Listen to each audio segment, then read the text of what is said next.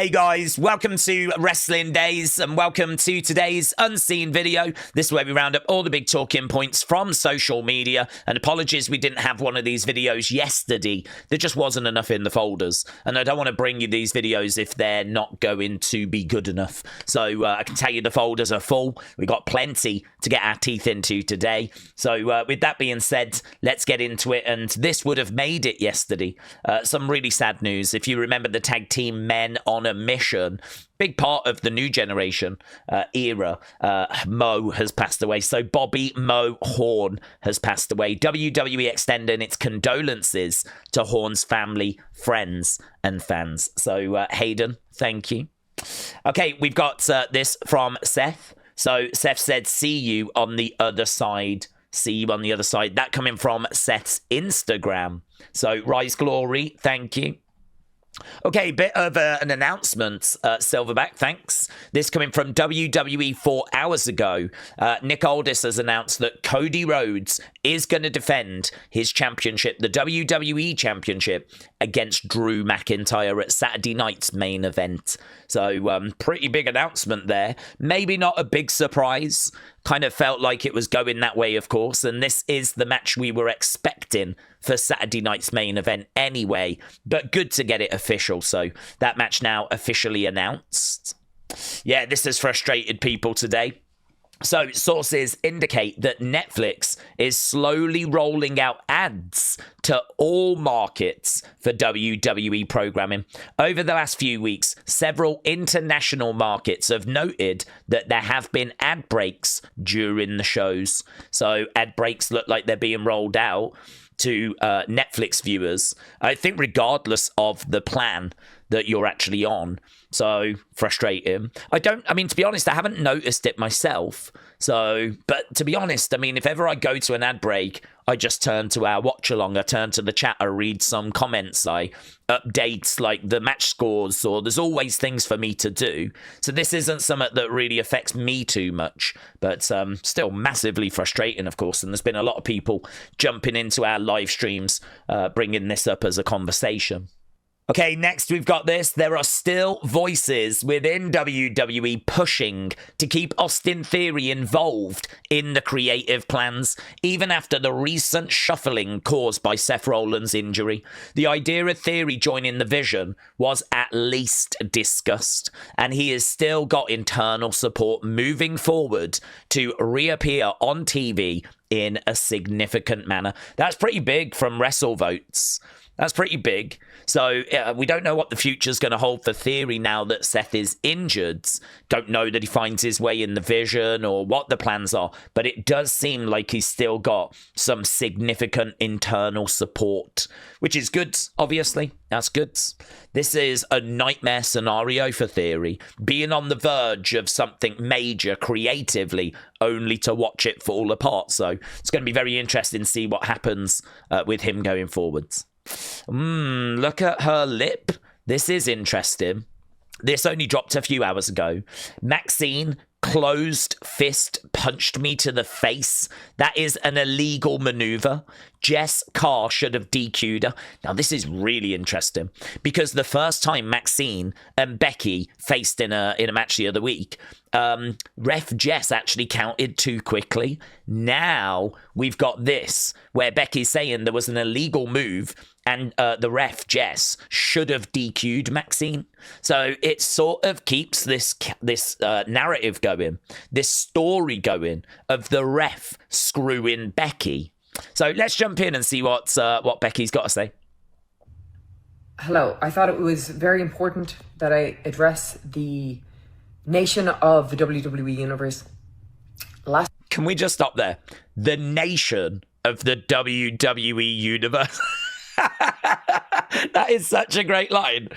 I thought it was important I addressed the nation of the WWE Universe. I just thought that was so fun. I've never heard it worded that way, and I did not want to let that slip past. So very good. Last night there's been some chatter about my conduct, as if I acted in an unsportsmanly like manner, which I can tell you is absolutely untrue.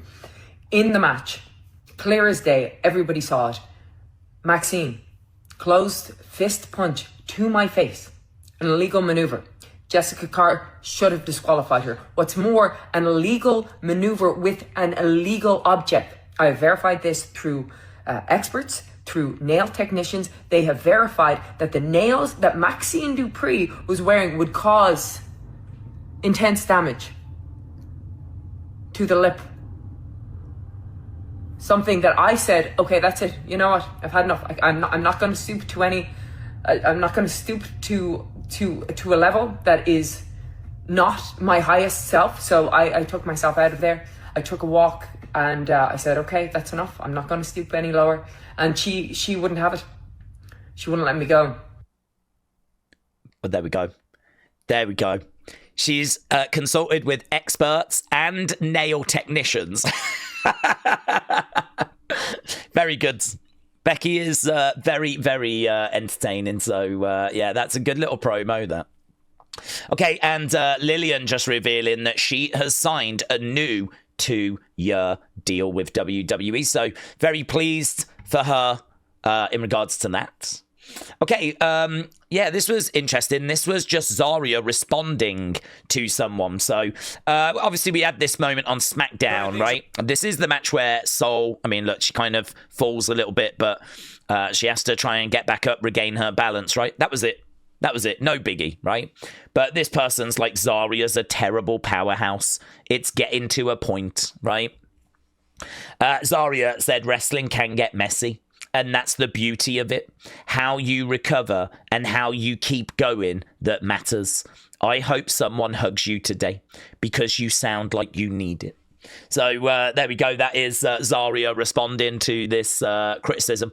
I read the comments and it seemed like this person is normally quite negative. That certainly seems to be what the comments were suggesting. So I don't know. Do you respond to trolls? Do you just leave them be? I'm not sure. But that was Zaria kind of responding to some online criticism for something that was, you know, barely worth mentioning. Talking of barely worth mentioning, Vince Russo says that John Cena is unhappy with how WWE have booked his retirement year. He also states that John Cena's camp have had talks with AEW. Literally no one else is reporting this. No one else is reporting this. Ryan said, this is effing crazy. There ain't no way that he knows what the hell he's talking about. So, I mean, this is mental. These are the responses. Just people kind of laughing, to be honest. Not taking this very serious at all. So, yeah, I don't know if you saw this, but yeah, I've got major doubts about any of that. I'll believe that if it starts coming from Sean Ross Sapp or Wrestle Votes. Okay, Christopher, thank you. So 9 hours ago, Netflix is set to make a huge bid to hopefully acquire Warner Brothers. Now, I believe Warner Brothers have got AEW. Netflix have got WWE. That obviously would be interesting, but nothing more than that. I think it would be a bigger problem for AEW than it would WWE. Because I don't know if Netflix feel like they would need 2 wrestling companies on their network, right? Extended network. So it's probably worse news for AEW than it is for WWE. But I would imagine they would probably just allow AEW to continue with their contracts. What it would mean for renegotiations, I'm not sure. But let's see if Netflix get Warner Brothers first before kind of, you know, going over those bridges. But yeah, interesting. Worth including. And here's John. John was down at the Performance Center meeting some of the NXT stars. We can just have a look and see what he's posted. So thank you to everyone at the PC for allowing me to learn from our incredibly gifted future. Staying curious and open-minded is a gateway for new knowledge and ideas. Anytime I get to spend with the present and the future of the business, I love the challenges, the way I see it, and I always leave with new perspective. I can't express how meaningful these visits are for me. Truly grateful. So there we go. Very good. I mean, he's so positive. I mean, they obviously would have got a lot more out of it than what he did. But what a great perspective to have. What a great guy he is. That's breaking news, by the way. John Cena, a really great guy. Right, we didn't do a separate NXT video. I've just included it in here, to be honest. I think we can get through this folder relatively quickly. So this is the updated card for Halloween Havoc. Halloween Havoc is this weekend, and we will be doing the live watch-along. So Ricky Saints takes on Trick Williams for the NXT Championship. JC Jane takes on Tatum Paxley for the NXT Women's Championship. Hardy Boys against Dark State in a Broken Rules match, which I am still confused as to whether that is definitely cinematic. I think they have done a cinematic Broken Rules match before, but I don't know if every Broken Rules match is cinematic. Is it going to be in the arena? Is it cinematic? I feel like it probably is, but I didn't see any kind of confirmation on that. I could have missed it, though. I mean, obviously, I was talking to people in the chat during the NXT watch-along. Zaria, on behalf of Sol Ruca, and we'll get to it, takes on Blake Monroe for the NXT Women's North American Championship. Ethan Page against Wagner Jr. in a Day of the Dead match, which I think is just basically no DQ. And then we got Javon Evans and Leon Slater against Mr. Iguana and La Parker. So that match was made on this week's NXT.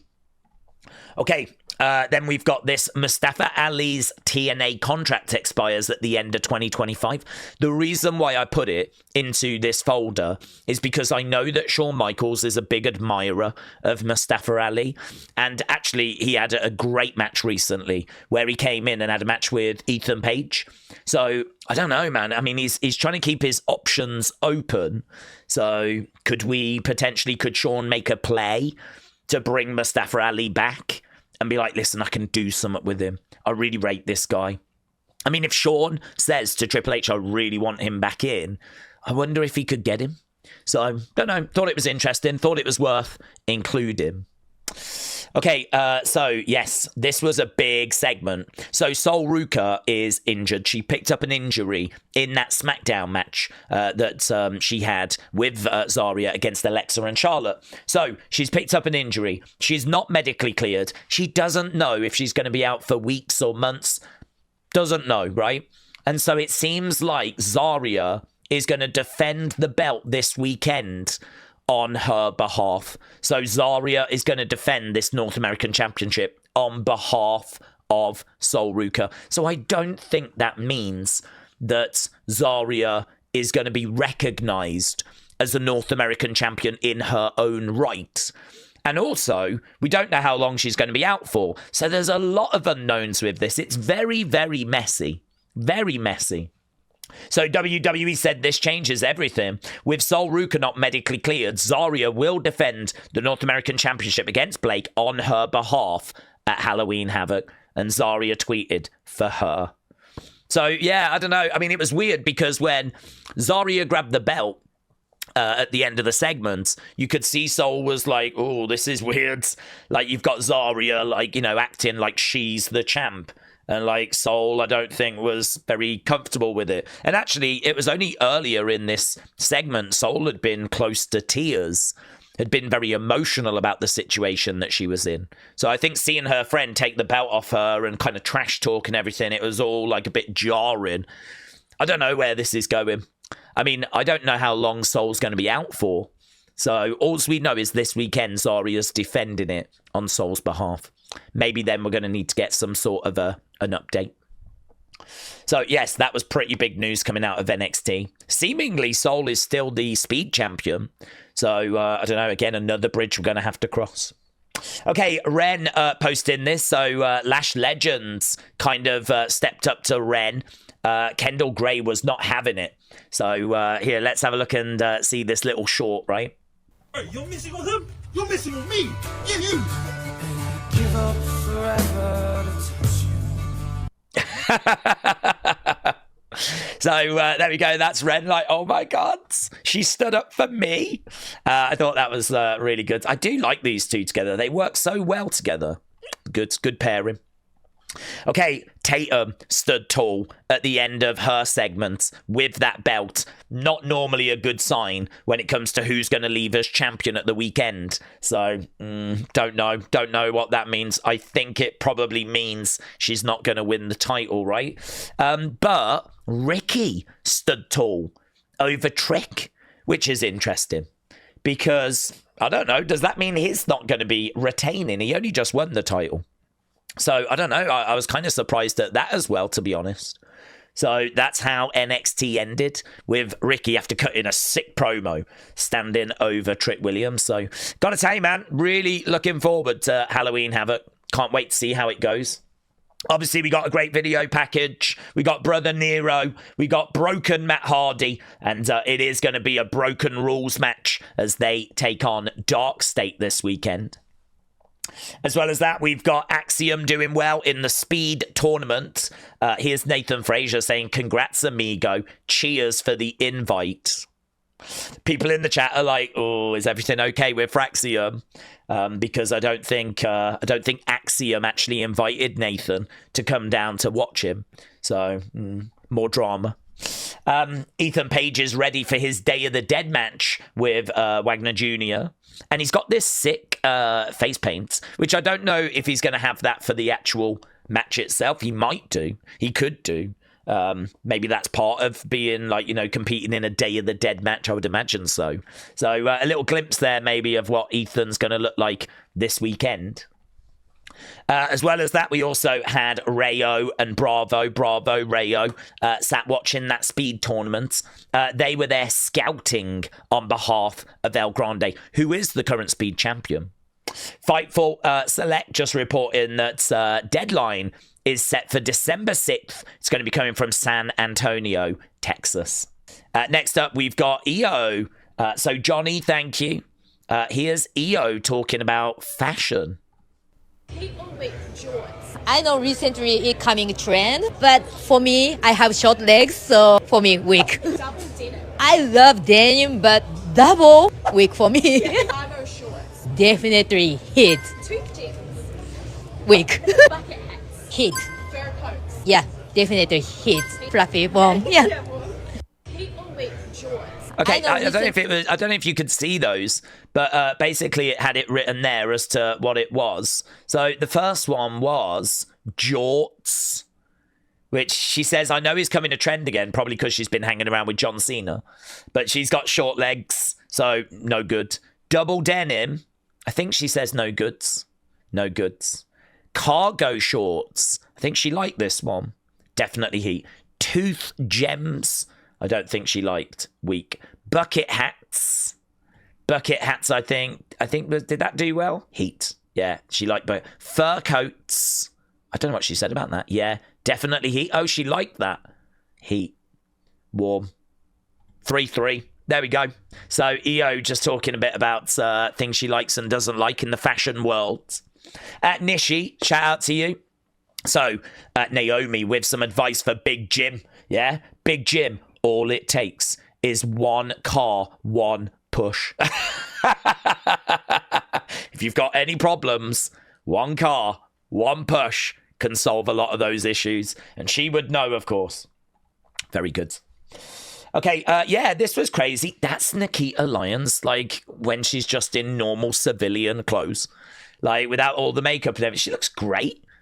Dare I say, she looks better. You know, than, like, she looks, I don't know, just natural and, I don't know, I prefer her like this. So, there we go. That is Nikita Lyons. She just looks so different. Oh, yeah, this is pretty fun. So, Chelsea got accused of being a hooker, right? I know. This was last year at a hotel. And so they were like, oh my God, we're so sorry. We'll give you a free stay, right? So I think she's tried to use that free stay and now she's got new issues. She's like, you just can't make this shiz up. So dear Miss Green, thank you for your email. Regrettably, we are unable to change the location of the certificate as this was honoured at our sister Fairmont, right? It's non-transferable. In addition, I regret to inform you that the validity of the certificate has since expired. It was only valid within 12 months. Warm regards, Andrea Escobar. Right? And so that's it. The free stay that she was going to get after she was accused of being a hooker at this hotel, right, has now expired. What was pretty fun, though, is I did like this. Because here's Santos Escobar, same last name, no relation, right? He's like, just so we know, yeah, just so we're clear, I don't know this person. And there's Chelsea like, so yeah, crazy that. Crazy. And yeah, this is AJ and Dragon Lee trying to come up with new names for their tag team, right? And they're saying, hey, drop your suggestions below. So we've got the Phenomenal Dragon. AJ Lee has been taken, right? Lots of people doing the AJ Lee joke, of course. But the one that caught my attention, right? If you scroll down, lots of good suggestions, right? Lots of people leaving their thoughts. Actually, loads of people leaving their thoughts. Jordan Grace leaving the AJ Lee one. But this is the one that caught my attention. I was thinking, I haven't seen this one. Butt cheeks. Because it ain't going to be long before they split. Oh, but look at this from Kofi. How about the Frauds or Team Fugazi? So there we go. It looks like a couple of wrestlers have been leaving their suggestions. I don't know if there's any others, but it was the Kofi one that I saw, which I thought was really good. So there we go. Very good. Okay, let's go over to community. We've got Edwards. Let's see what Edwards got to say. Right. Hello, Wrestling Days. I'm currently walking upstairs. Obviously, I'm not part of the community, but I did say I'd show you this when it arrived. And it's came today. Can I just say, he is part of the community. I did pick him up on this. He used to join us on every, watch-along that we did, but he's not able to do that anymore. But he still watches Unseen and jumps in. He's still part of the community. I just expect people in the comments going, why is he not part of the community? Did he get kicked out? No. He didn't. He just decided, that he needed to spend more time on, work and all that kind of stuff. He couldn't join us for every shit. That was all. That's it, right? I just thought I'd clear that up. So, let's go. I'm absolutely buzzing with this. Signed Jacob Fatu picture. Now my mate, who I get these from, actually went to a live event with a card and got Jacob to sign the card and I had the picture. So, yeah, this is awesome. It's going to go up on my wall. But yeah. Hello. I didn't know what was coming at the end. Turned out nothing. But yeah, good. I mean, if that's a mate and you can trust it, I mean, obviously people fake those things and you got to be so careful. But with Edwards, it's someone he actually knows that actually goes and gets these things signed. So yeah, you can have some confidence there, can't you? So very, very good. Very good. Looks good, honestly. Right, let's go into thanks and let's get out of here. Actually, a bit shorter than I was expecting. We've raced through this. We've done really well. Maybe I'm not waffling as much anymore. Wow. So, Wrestling Void, Armando, Chris, Sweet Chim Wrestling, Cal Al, Ty Sinister, Sub Hodeep, Edwards, Canon, Wrestling Voids, Elite Pro Wrestling Forum, Huddle Talk, Raymond, Big Migs Gaming, Kelly the Wise Lady, Chris, Canon, Silverback, Claire Webb, and Sweet Chin Wrestling. Thank you, my friends. Appreciate the support as always. And don't forget, we will be back tomorrow with Evolve and another episode of Unseen. Bye for now.